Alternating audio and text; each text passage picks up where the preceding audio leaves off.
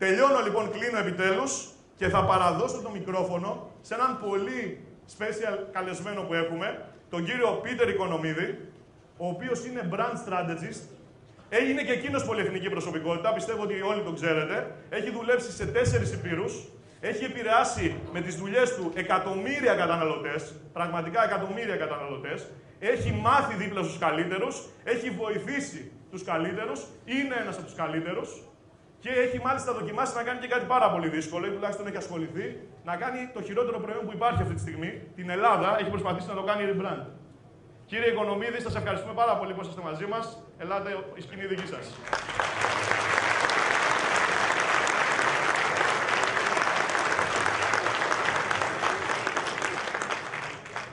Καλημέρα.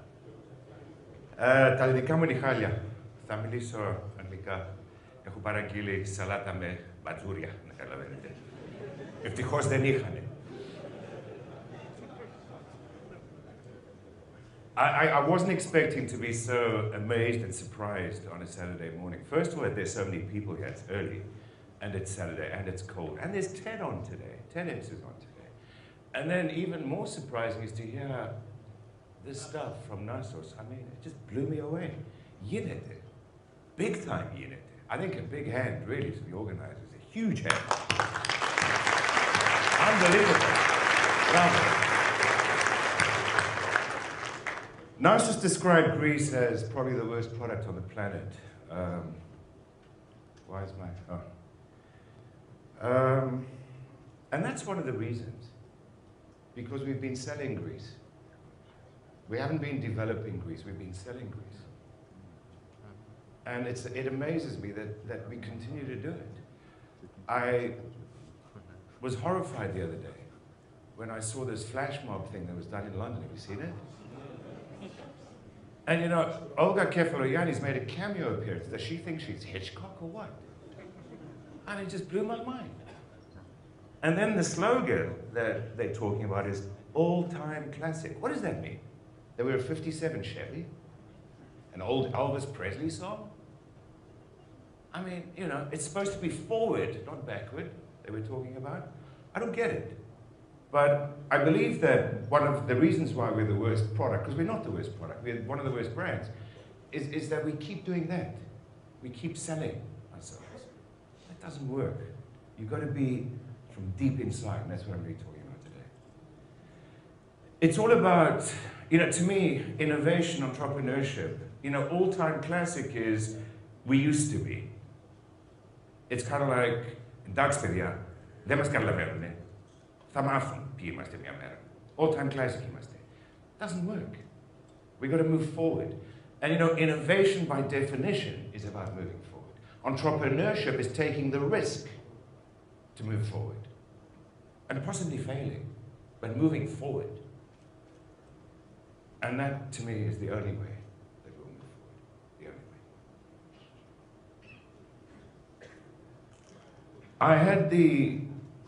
I had the luck to work with Steve Jobs. I was part of the team on the relaunch of Apple in 1997.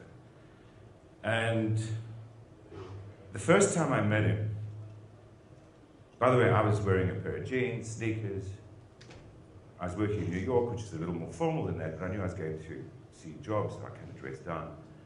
And I walked into his office, and he walks out with a pair of shorts and barefoot. And I thought I was going to a wedding. And you know, we spent a long time talking, but I walked away with one thing only. One thing. And that was the reason why he does what he does. And that's the phrase that he used. Let's make a dent on the universe. Let's make a dent on the universe. And I went back to my office in New York, and I was so motivated by my experience and by this phrase which was stuck in my head that I sent him an email. And that email said one thing. It said, the world needs Apple. Because he made me believe that the world needs Apple. And instead of selling Greece, we've got to make the world believe that the world needs Greece. Because you know something? It does. And I'll be talking a bit about it. Just back to Apple for a second, because this to me becomes a case study in how to take a failed situation and turn it into a huge success. And I want to talk a bit about that. So I want to show you a commercial that we did.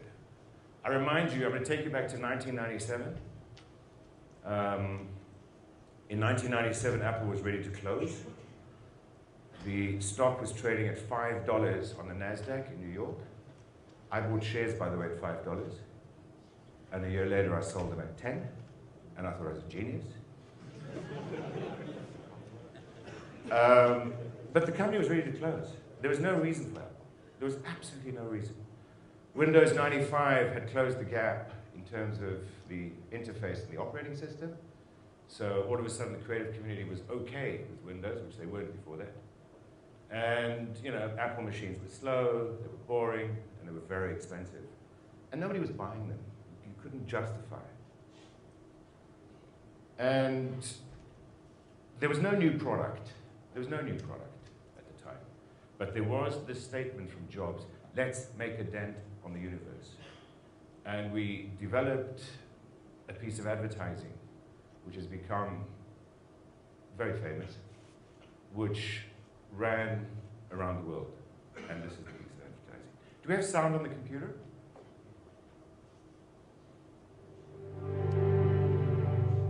Here's to the crazy ones. The misfits, the rebels, the troublemakers, the round pegs in the square holes, the ones who see things differently. They're not fond of rules, and they have no respect for the status quo. You can quote them, disagree with them, glorify or vilify them. But the only thing you can't do is ignore them, because they change things. They push the human race forward. And while some may see them as the crazy ones, we see genius. Because the people who are crazy enough to think they can change the world are the ones who do.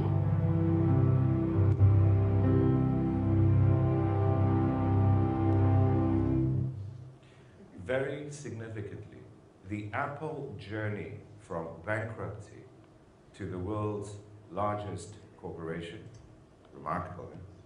Bankruptcy to the world's largest corporation took 15 years. It started with a belief. It started with a reason why. It didn't start with products.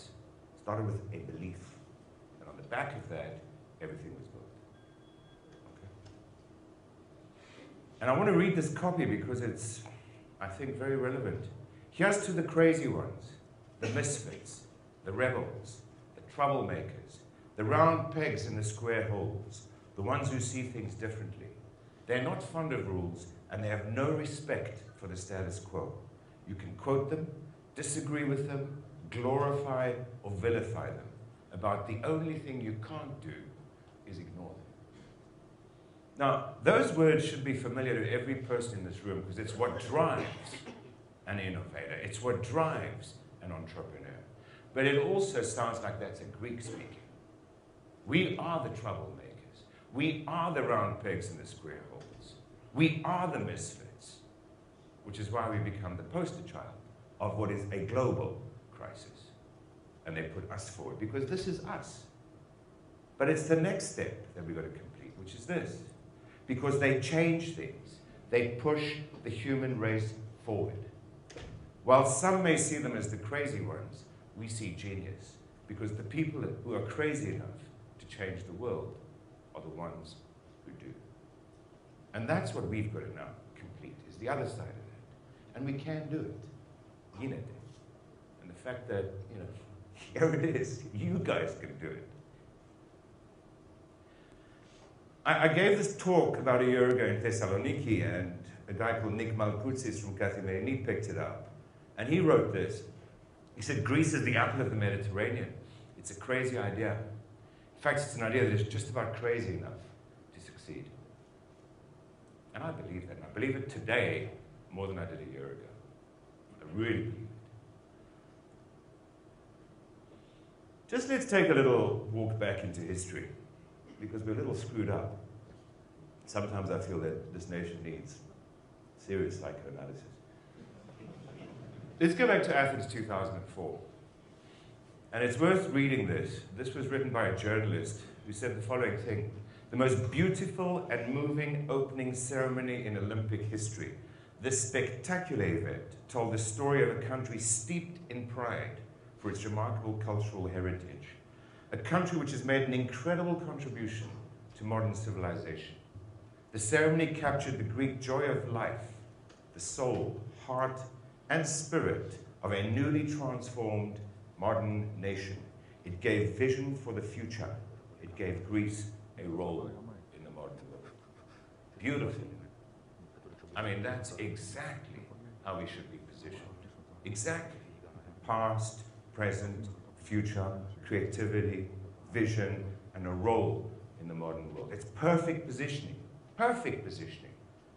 And what do? We take the International Broadcasting Center, state of the art at the time, the best in the world. It hosted the entire media community, and from there, the games were broadcast to billions of people around the world. At a time that Dubai was busy building a media city so that it could create, we take this incredible thing and we turn it into a shopping mall. Passion for fashion. So we can go broke buying Gucci. Frankly, I don't get it. I really don't get it. So, cultural erosion and value erosion. I mean, that's the only conclusion that you can come to. It's the only conclusion. And as I said in an article, χάσαμε το πάθος μας για μια Prada. And just when we thought we had it all, everything was like perfect,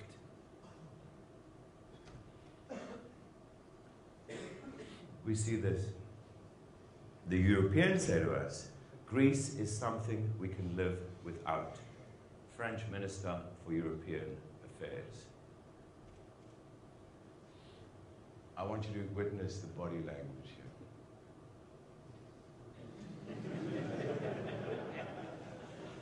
Βραγμένο γάτα.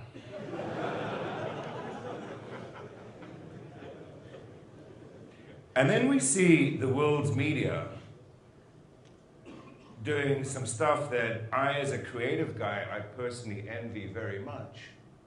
I mean, that is a beautiful piece. I mean, it's just incredible, right? The cover of Libération with the word house written in Greek. Brilliant. Not if you're Greek, it hurts. It hurts. And then you see this. I mean, this is just too much. Greece loses its marbles. And we don't mean these. And they point down to the Elgin marbles. And look at the expression on Yorgakis' face. And you say, And then you see this happening. And this was in February, do you remember? And then I saw this remarkable piece written by a guy called Barnaby Phillips from Al Jazeera, where he says that somebody asked him that, why do you only show what is bad in Greece? You would not film this in your own country. And his answer is the following: what happens next in this small country on the edge of Europe affects all of us. So be it economic salvation or else disastrous default, we'll carry on reporting this story. Reporters based in the former war zones of the Balkans now rotate in and out of Greece in time for the latest strike or debt deadline. We bring tripods, light cases, and satellite phones. We look for defining images, riots in Syntagma Square. And the worst of us have got our cliches ready for our scripts. Greek tragedy, Greek drama. Never mind that for most, local language skills don't extend beyond Kalimera. That won't stop the confident-sounding analysis on the 24 hours news channels. And our appetite is voracious. The modern news machine is a hungry beast. and we have to keep on feeding it. True. That's the way that media works. We're not going to change that. But then we blame the media for this. Of course, the Greek channels pick up whatever is on the foreign channels. Like if Bloomberg says in 24 hours the Greeks will commit mass suicide, that'll become headline story on Antenna. And after that, they'll give us Dancing with the Stars to make us feel good. And then we see stuff like this, another brilliant piece of communication. Most Germans own a second property. It's called Greece. And this is an advertisement on the Tube in London advertising The Spectator and a supplement that they're doing. And I admire that, but my God, it hurts if you're Greek. It really hurts. So what happens is you get erosion of self-esteem. And I saw some research a couple of months ago where the image of Greece is not as bad as you'd expect it to be, right? But the national self-esteem is right at the bottom. It's in the last place, right? But suddenly we feel we can't do it. We feel like, and you see faces like this, and we feel screwed. And you know something? It's difficult to attract a girl when you don't feel good about yourself. You can be the best looking guy on the planet. If you don't have self-confidence, you can't do it, because you look like a loser. Plato, brilliant quote. I just love this. Our city is what it is because our citizens are what they are. There's nothing wrong with Greece. We've got the problem. There's absolutely nothing wrong with Greece. Greece is incredible. We've got a problem right now. And you start walking around the streets of Athens, and you see stuff like this. Wow, the way I'm carrying on, there will be a mass suicide in here shortly, right? And suddenly you realize, hey, this is not a horror movie I'm watching. This is my life. And you start to really freak out. Because you understand that you're part of this. It's not a movie. There's no more popcorn. And suddenly you realize that you have to create your way out of this crisis. That there's no other way. That you have to create your way out of this crisis. One of the most commonly used words in the Greek language is malaka. We all know that, right? Yasu malaka, tigas malaka. And we use it a lot, right? The second most common word is then yinete. Then yinete means I don't feel like doing it. It's a very flexible word, by the way, versatile. It also means it can't be done. It means it can be done, but I'm busy having lunch right now. It means all sorts of things. But then yinete is the second most common phrase in this country. Sometimes they combine the words together. Then yinete re malaka. Yinete. We've got to take this then word and just get rid of it and stay with the yinete, because yinete. By the way, it's got to yinete, because if it doesn't yinete, we're in deep shit. We have to create our way out of this crisis, which is why I was talking about Sakis Roumas. Sakis does not go on stage saying, then yinete. The Greek football team in 2004 did not walk into the stadium in Lisbon saying, then yinete. Piros Dimas did not say, then yinete. And the guys who built the Parthenon certainly did not say, then yinete. Γιατί yinete. Yinete.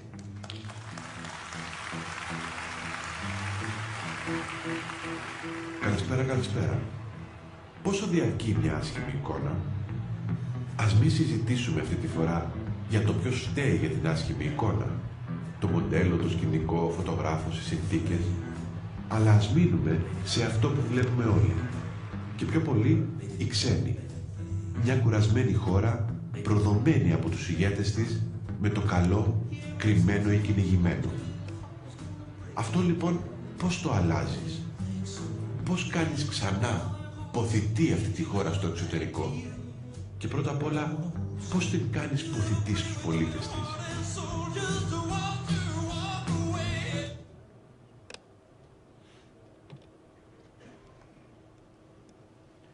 I was interviewed by Süddeutsche Zeitung, which is like the Times of Germany. It's the most respected newspaper, the most serious newspaper in Germany. And I was amazed. At the end of this interview, this guy says to me, "Do you think that Greeks are Europeans?" And I'm like, what? And then I reflected on what he was asking me. And I guess this is what he was asking me. Are Greeks relevant in Europe? What role does Greece play in the modern world? I guess this is what he was asking me. Because I have to assume that he understands that Greece has got some kind of central role in the history of this planet. You know, the reality is this, though. This is what we aspire to, but this is what we produce. And there's a problem there. You can't produce frappe and aspire to a Porsche. There's an issue. There's a serious issue. Somewhere along the line, this doesn't connect. Especially if you've got that woman looking over your shoulder. You know, you can make it connect in some kind of way, right? But this is the problem. And in fact, this is a big problem because I fear that the European dialogue is increasingly becoming a Northern European dialogue.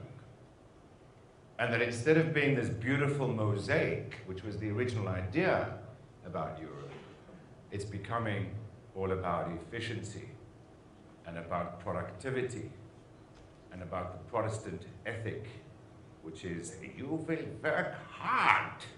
No? So, you know, it's a bit of an issue there. So, and that puts us under a lot of pressure. A lot of pressure. So, my question, again, are Greeks Europeans? Well, you know, the reality is that we'll never be good Germans. I mean, forget it. Can't do it. But we have to become exceptional Greeks. So the issue is not, are Greeks Europeans? Are Greeks Greeks? This is our issue. We have to learn how to become Greeks again. I've kind of forgotten about that. I get a lot of messages and emails on Facebook and stuff, and some of them honestly make me weep, like this one. As a Greek, I need to say that I am Greek and not be ashamed of the bad comments I hear behind my back. Please do something to restore the hurt name of every Greek who respects himself and his country and always did. I have a need to restore my name as a Greek immediately. And I believe that you can do it best because the restoration of our living standards and a lot of other things will take longer. And she signs this, a proud Greek. I mean, that's it. That's the bottom line. That's the bottom line. And you know something? It's our duty. It's our duty.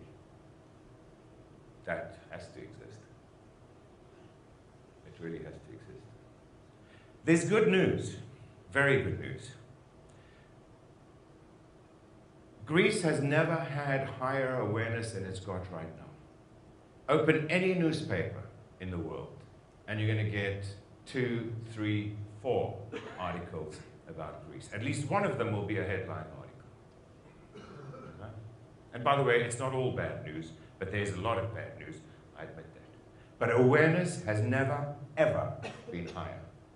I guess that Americans now know where Greece is.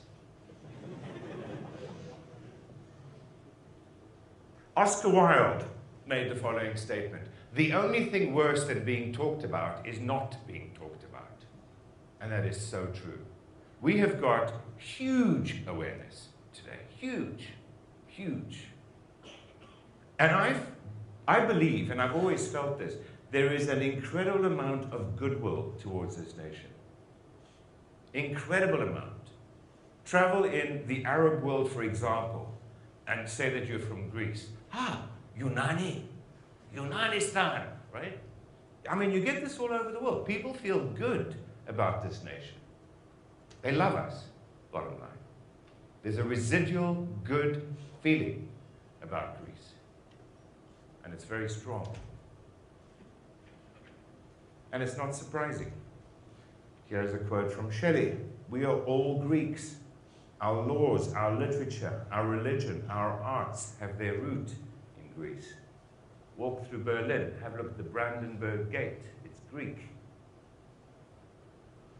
And you get things like this. This is the 99% movement in New York City. And I want to read this. Let us dedicate ourselves to what the Greeks wrote so many years ago, to tame the savageness of man and make gentle the life of this world.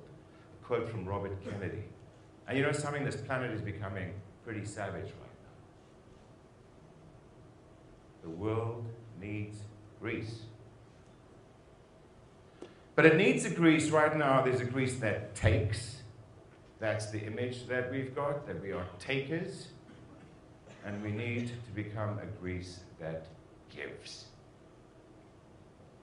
We need to become a Greece that gives. We need to take Zorba and monetize the love of life that's inside there. We need to make it worthwhile. By the way, I was in Australia recently, talking to the Greek community down there, amazing people, by the way. And somebody said to me, how can we help Greece? And I said, no, don't help Greece. Connect with Greece for mutual benefit. Connect with Greece. But we have to be a Greece that gives. Okay, quiz. Which of the two screwdrivers would you buy? Anybody?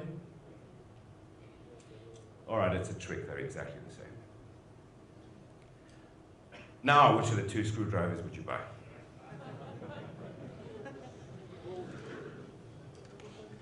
That's true, right? Greek screwdriver, German screwdriver. Even if they say to me, buy Greek, I want the German screwdriver. Okay? Because Germans make good screwdrivers. I was recently in Intelligent Life, and this is a quote from that article. Ο Έλληνας δεν μπορεί να γίνει καλός Γερμανός. Μπορεί να γίνει άριστος Έλληνας. Να διδώσει ζωή. Να δώσει ψυχή και πνεύμα έκαστος στο είδος του. And we have to play our role as Greeks. Not try to make screwdrivers. Forget about screwdrivers. Life. Life is what we're all about. This is Greek know-how. This is what we're very good at. And we need to monetize it. And I want to read this little bit of copy over here. It says life. This is what defines the Greeks. It always has, and it always will. A respect for life gave rise to democracy. The meaning of life gave rise to philosophy. The beauty of life is expressed in sculpture. The dilemmas of life are played out in theater. The love of life is at the heart of Greek endeavor. And if we lose this love, we lose life and we lose ourselves. Because this is what makes us who we are. It's how we wake up each morning with the love of life. Life, this is Greek know-how. And when we utilize this know-how, we transform it into creative enterprise to be valued by the world. This is how we will reignite our economy and give Greece a meaningful role in the world, by doing things that Greeks excel at, by creating sustainable competitive advantage based on unique Greek know-how, the know-how of life, the love of life. It's for life. It's forever. And you know something? Life can only ever be the true measure of man's progress. And right now I feel that on this planet, it's not the case. That's why the world needs Greece. I've got some heroes who are doing this, and I'm sure this room is full of heroes. I want to tell you about a few of my heroes. Here's a guy called Stefanos Sitaras. He's 22 years old, he's made 44 movies. By the way, this guy's got half of his brain. The other half doesn't function, right? He's got the creative side. He's got his right brain, which functions perfectly well. The left side is messed up. So he's just like a creative machine, okay? Wim Wenders says, this is the next great immortal director. 22 years old. He's a hero. Kostas Voyadzis, he owns a site called Yatser.com, which is like one of the hippest, coolest design lifestyle sites in the world. He runs it from Exarchia, and he's got offices in Paris, London, and New York. He's a hero of mine. Nikos Karathanos, who deconstructs Greek cuisine. 27 years old, one-star Michelin chef. He's a hero. Aris Kefalogiannis, GEA products, GEA, olive oils, etc. He's selling Greek olive oil, premium priced, 28 countries around the world. He's doing what we all should be doing with olive oil instead of selling it at €2 a litre to the Italians. Kostas Filiadis in New York, Milos, one of the top restaurants in the city. He's also got one in Montreal. He's got one in Las Vegas, another one in Florida, in Miami. He's got one in Athens, and he's opening soon in London. This is no taverna, right? Evmorphidis, crazy Paul Evmorphidis. You know, this guy, he says that, you know, he wanted to make mattresses. And he said, well, you know, what's the way that a Greek would make mattresses? Stuff it with seaweed. There's so much seaweed around, right? And then cover it with pure cotton, right? So all of a sudden he's got an organic mattress. Oops, premium price. So it's one of the most expensive mattresses in the world. He then opens up a store in Soho, beautiful store, where you walk in, there's like an open plan kitchen in the middle, and there's like feta cheese and a bit of oil. And if you want a coffee, they'll make you a coffee, orange juice, whatever you want. And if you want to spend the night in the store testing a bed, you can do it. There's a room downstairs. Spend the night there. The best. He delivers his mattresses in a unique way. He's created this weird contraption. It's like a cart with 2 bicycle wheels. And instead of having 2 horses in front, it's got 2 bicycles. And he delivers mattresses in New York, in Manhattan. And everybody says, wow, there goes the crazy Greek. That's great, because we are crazy. That's beautiful stuff he's doing. Mary Katrantzou, who is regarded as being the darling of the fashion world right now. This guy's amazing. George Kalombaris, I met him recently in Australia, 34 years old. He's done the most amazing things for Greek cuisine and the image of Greeks in Australia. He's got a restaurant called The Press Club. Notice the name, The Press Club. Mainstream, not called Jim's Taverna, right? The Press Club. And it's Greek food, but it's like up here, all right? His latest endeavor is brilliant. It's called Mama Baba. And he says, my mama is Italian, my baba is Greek, and this is my food. So what he does is he pulls you in with spaghetti and pizza. Who doesn't like spaghetti and pizza? But all the Greek stuff's inside there. It's brilliant. Absolutely brilliant. By the way, he's a superstar celebrity chef down there. Ariana Huffington, her name is actually Stasinopoulou. And if you hear her speak, she's got a very heavy Greek accent. Absolute Vodka. This may surprise some people. The guy that I used to work for, my boss, Vasilis Tragos, Bill Tragos from Kalamata, is the founder of TBWA. And TBWA is the agency that created this phenomenon called Absolute Vodka. He's the hero of mine, big time. This project, Virgin Galactic, would not be happening without a Greek called Peter Diamandis, who is behind the X Prize. Alexander Payne, Greek. I guess his name might have been Panagopoulos or something like that. And I like what he says. It's actually really good. He says, I thank you for this award, though I think there may be a problem with a world in which making small, human, and humorous films is an achievement. It should be the norm. That's the Greek spirit, is to be small, humorous, and human. That's exactly who we are. I was amazed. I discovered that Mark Newson, who's like the world's top designer right now, his chairs sell for like $135,000 a piece, is actually Greek. I had no idea. I discovered this when I was in Australia.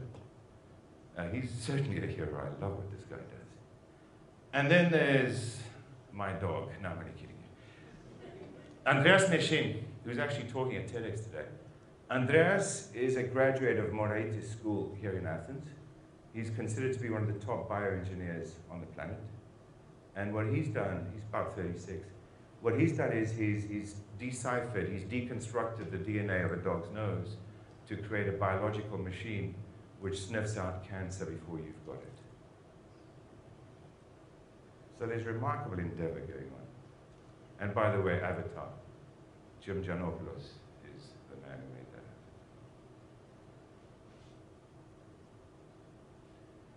This photograph was taken in 2008, by the way, but it could have been taken today. I find it a remarkable photograph. And it could have been taken in Athens or Madrid or New York or London or many other places. And you know, this to me is the biggest danger that this country faces, is kids like this who will realize their dreams. All of you in this room, you will realize your dreams. You will. I mean, you're just too good not to do it. You've got this, you've got this, and you've got the courage to go out and do it. You're the best. And if this country loses its best, it's got a huge problem, because then it becomes a downward spiral. And I think that the brain drain is the biggest danger this country faces moving forward. There is a brilliant project, I guess most of you know about it, in Chile, called Startup Chile, which in essence is $40,000 moved to Santiago and become part of an ecosystem down there. It's got financiers, it's got advisors, it's got branding people, it's got all that kind of stuff to help you build your business. It's great. And I've been working on a project. Der Spiegel called this the antidote to the crisis. By the way, German media has been very kind to us. At the same time, they've been very hard. The most positive stuff that I've come across, certainly in my own case, has been from Der Spiegel, Stern. I mean, the new Glamour thing, Glamour Germany, for God's sake. Süddeutsche Zeitung. They're looking for the good stories. They're looking for them. They call this project the antidote to the crisis. And what it is the following. It's called Yinete, and it's an incubator, but it's more than an incubator, it's like a creative city. It's like a microcosm of the future. And it's located at Ellinikon. And I'm happy to tell you, in the old Saarinen terminal, which is the East Terminal, a beautiful building. West Terminal? East Terminal? East. Beautiful building. And the whole idea is inside there to create a real microcosm of the future, the way that things might be. And I'm working very closely with a guy called Polalis, Spiros Polalis, who's the head of Ellinikon. And we're going to be signing an agreement quite soon. It's the first time that I'm mentioning this, by the way. And I'm also happy to say that the government has given its blessing, so it looks like this thing's going to happen. And it's really amazing. The logo is inspired by, obviously, by a Google marker, by a lamp, and by growth and olive tree. Now, I want to share with you a couple of things that I've learned. The first thing that I've learned is that brand drives business. Brand is not about marketing. Brand does not drive marketing. And you know, I studied for 4 years to come to the conclusion that brand drives marketing. It's bullshit. Brand drives business. And I've got many examples to back up what I'm saying. Number one example is Mr. Steve Jobs. It's all about brand in the beginning. By the way, there's the Saarinen thing. I don't know what it's out of sequence, but anyway, that's the Saarinen building. Brand drives business. It drives growth. It drives sustainability, because brand drives consumer choice and it builds consumer loyalty. And no matter how good you are at what you're doing, if you do not build consumer choice, if you do not build consumer loyalty, you don't have a business. Brand drives business. Start with why. Start with why. I mentioned Jobs and that statement, let's make a dent on the universe. That's a why statement. It defines why he's in business. And that's the email that prompted me to send him. The world needs Apple. And I was amazed by the effect that had on me. And then I saw this video by a guy called Simon Sinek. And Simon Sinek, I think there's a lesson inside here for all of us. Simon Sinek talks about something called the golden circle. He says most companies on the planet know what they do. Some of them know how they do it. And how you do it is your differentiator, what makes you different to other people. Your USP, to use old style language, right? Why? very few companies know why they do it, right? And the reason for this, he says, that we start with the easy, the rational, the easy stuff to grasp, right? What do I do? How do I do it? We're never quite sure why we do it. That's the fuzzy part of it, right? He says that we're going to reverse our thinking. You've got to start with why. You've got to start with the fuzzy stuff. And when we talk about why, we're saying, why do you wake up in the morning? What is it that drives you? Why are you doing what you're doing? And the answer is not to make money. That's obvious. It's what your passion is. And I urge each one of you, before you go down and think about that startup or that new idea, is to figure out the why you're doing it. Because that's what's going to make you a great business. Start with why. By the way, one of the best whys I've ever seen in my life is this one for Avis. We try harder. I mean, I get that. And what was Avis doing? They were renting cars, just like Hertz or Budget or everybody else. But they said, we try harder. And they interpreted that into communication and into their business model. Avis needs you. You don't need Avis. Avis never forgets this. And out of that comes how they do it, and finally, the what they do. This is the way to do it. A great example is dog food, by the way. Dog food is the most generic stuff on the planet. I mean, it's fuel for four-legged beasts. By the way, I love dogs, don't get me wrong. But there's a brand called Pedigree. And Pedigree says, everything we do is for the love of dogs. Everything we do is for the love of dogs. So it's not what they do, it's why they're doing it. Okay?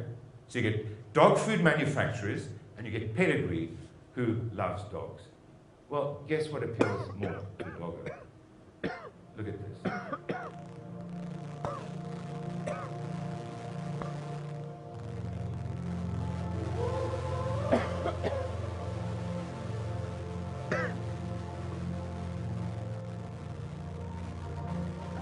Something's going on with the sound. Doesn't matter.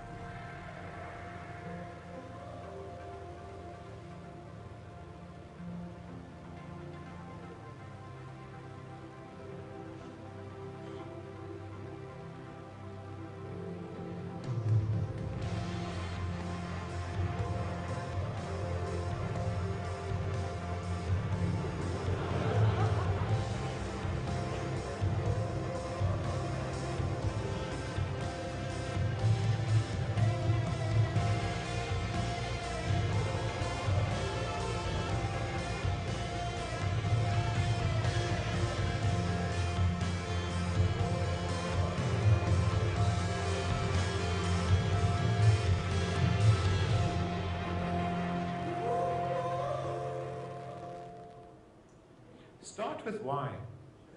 It's much more powerful than what. Start with why. And that's their slogan, dogs rule. I agree with them, I love dogs. This, to me, is probably the most important one. Humanize your business. Humanize your business. If you are, I'm sure a lot of you in this room are kind of like technically driven. It's not what moves people. It's humanizing that moves people. It's pointing out what it means for me that moves people. It's pointing out what an interesting person you are that moves me. It's pointing out what an interesting idea you've got that moves me. It's your story that moves me. And I'm going to show you a little clip from a very old brand which is talking like it's a startup. Look at this. I'm sorry, the sound is... Mr. Daimler? Mr. Daimler, you are working too much. Maybe, but I made a promise. The promise to build the world's first automobile. And to never stop reinventing it. The promise to capture the hearts of the people with motorsport victories around the world. And fascinate shapes they'll never forget. The promise to never stop innovating and to never stop saving lives. And to be a pioneer of excellence in mobility, now and forevermore. A promise of the best or nothing. I buy that. Somebody says to me, I am doing this because I believe, I promise to make the best or nothing. I buy that. Make promises. Make promises to yourself and to the world. Make promises. Consistency is almost everything. You know, companies have got vision statements, mission statements, and value statements, and the board of directors puts them on the wall, and you can't make head or tail out of them, and it's like, okay, well, that's cool, we've got direction, we know what we're doing. Bullshit. This is the moment that everybody's working for, is that moment of victory. At whatever you choose to do, it's the moment when you do it that really counts, okay? That really means something to you. But getting there, you need superb equipment, right? You need to be incredibly focused on what you're doing. But you also need this support. The Formula One race is never won without that. And these guys, 28 of them, can service a car in 7.5 seconds. It takes 2 weeks in Greece.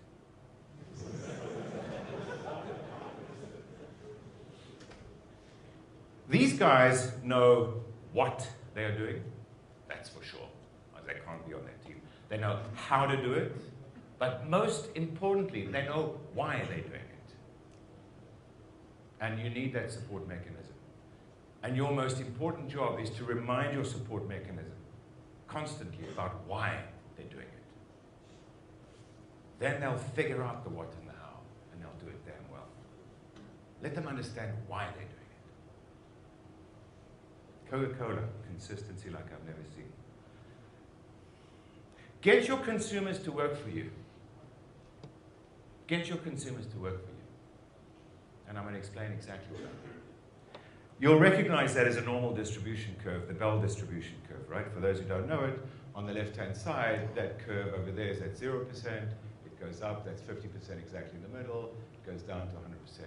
It describes many phenomena. It also describes how innovation spreads through society. And it's a very, very important curve for you to be aware of. At the beginning of the curve, you've got the innovators, which is about 2.5% of the market. You've then got the early adopters, about 13.5%.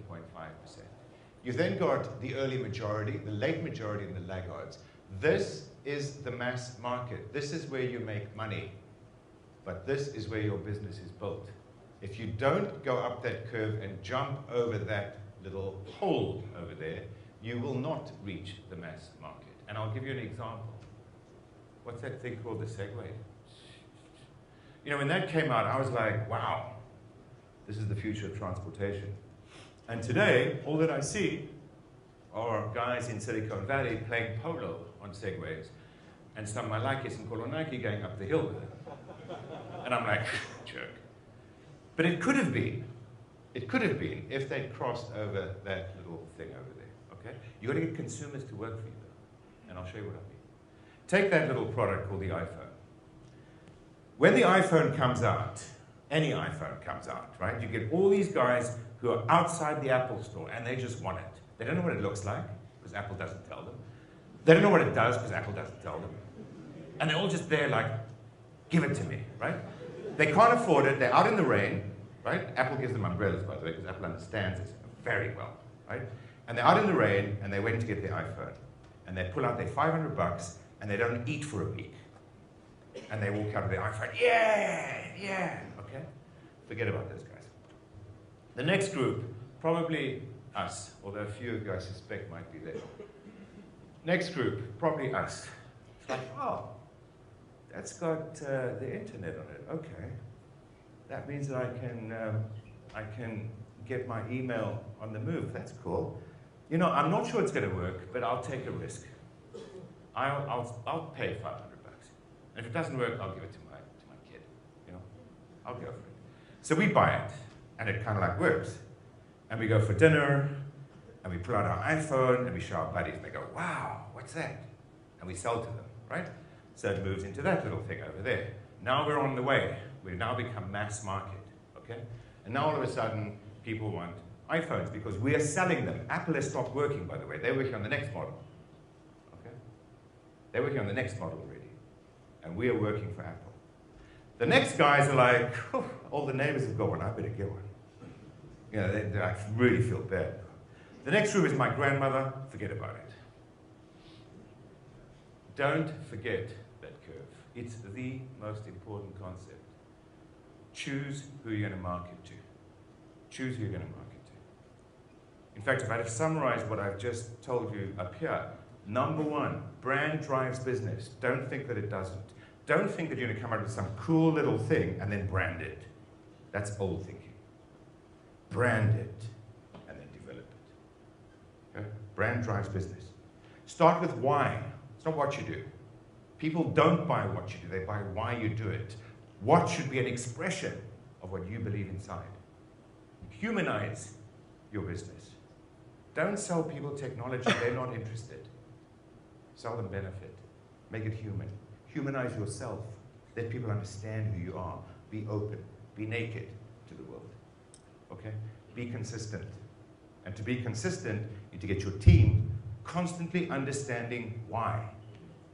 And most important, get your consumers to work for you. Get your consumers to work for you. I'm closing, and then if there's some time, we'll open up for some questions. We're at a defining moment in our history as a country. And I really feel that I'm talking to me, the most valuable group of people in terms of solving and moving forward from this moment. Because to me, it's all about innovation. It's about entrepreneurship. It's about pushing things forward. It's about moving the human race forward. And you know, we should never forget that, you know, this moment looks huge right now. But in fact, history is a series of moments which look huge. And in fact, history becomes that. This is just a little moment. It'll pass. The way in which it passes depends on us. And we've got a long history of creativity, of being innovators to the world. It's our DNA. It's our DNA. And you know, to move forward, it's actually in our hands how we move forward. It's a pivotal point right now. And I want to remind you something. We are Greeks. We have the power to imagine. And now is the time to imagine the future. Greece is on the verge of bankruptcy, but we're not a bankrupt nation. We are Greeks, people with the power to imagine. People with the intelligence to turn imagination into reality. We imagine democracy, we imagine the Acropolis, and it's time to imagine the future. So I leave you with that thought, and I'm open to questions.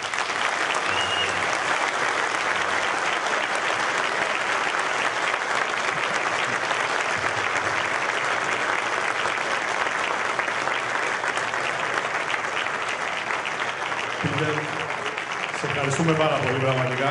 Σε ευχαριστούμε πολύ. Κρατάω από αυτά που είπες ότι είναι πάρα πολύ ωραίο τελικά που είμαστε βλαμμένοι. Που είμαστε τρελοί. Και μπορούμε να το κάνουμε και το κάναμε. Σας ευχαριστούμε πάρα πολύ. Όμως, υπάρχουν ερωτήσεις για τον Πίτερ καταρχάς. Υπάρχει κάποια ερώτηση? Έχουμε μια ερώτηση εκεί.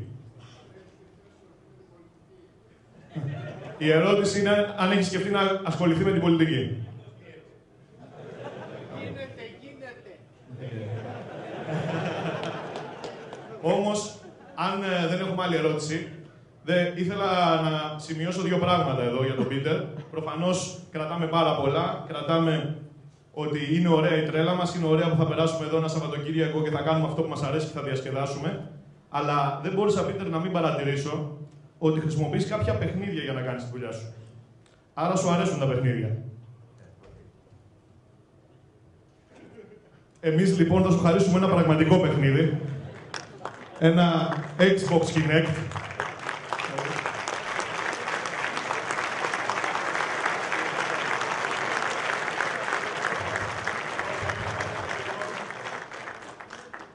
Ευχαριστώ πάρα πολύ, Νάσο. Δηλαδή, αγαπάω τα παιχνίδια, πράγματι. Θέλω να πω κάτι. I'm really, really, really thrilled and honored, honestly, to be with you guys here today. I mean, power, man, power to you, really, really, go for it. Thank you.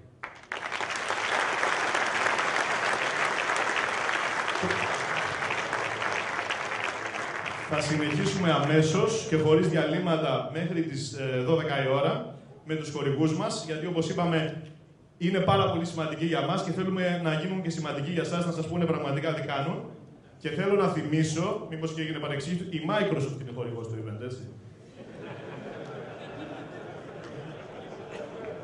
Γιατί ανησύχησα για λίγο.